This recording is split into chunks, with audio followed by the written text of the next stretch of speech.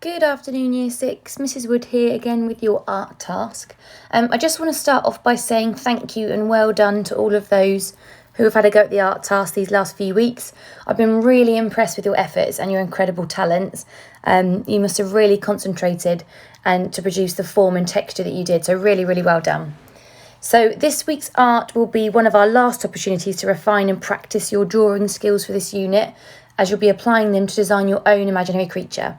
So as I mentioned last week, you'll need to think back to the autumn term, if you can remember that far, when we designed and constructed our mythical beasts.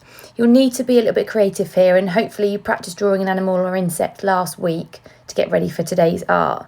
If you haven't, no need to worry. You might want to just watch some of the tutorials from last week just to remind you how to draw certain animals, or you can just watch your own tutorials of the creature that you're planning to draw, so that's absolutely fine.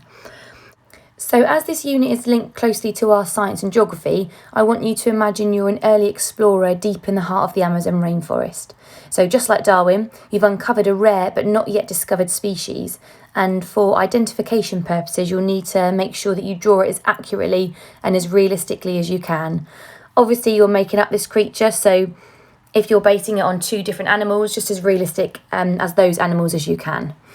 So you'll need to pay particular attention to, again, texture, shape and pattern like we did last week. And then it's really important to add shading to this image to help bring it to life.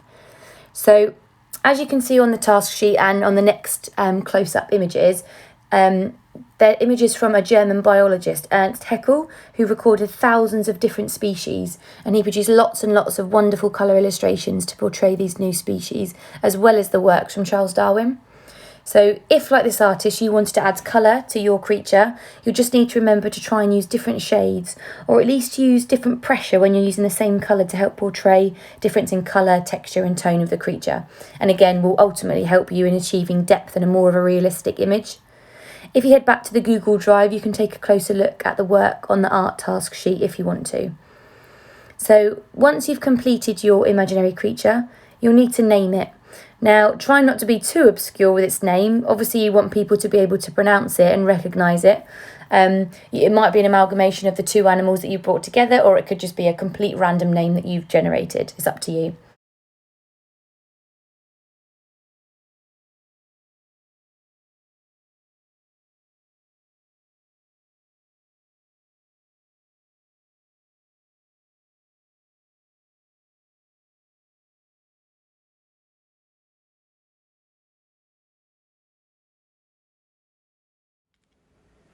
So these are the pictures from our flip chart, just to give you a bit of inspiration. So on the first picture, you can see there's lots of different vibrant colours here that you might want to incorporate into your own design.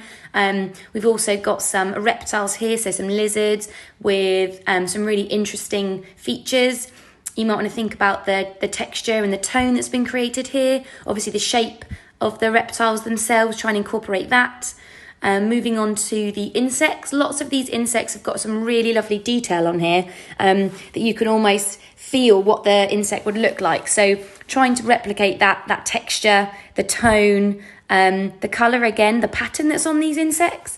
And then also, this is where I took my inspiration from, the beautiful birds here. So once again, they've got that vibrant colour. They've also got the really intricate feathers and just the shape that you could try and incorporate.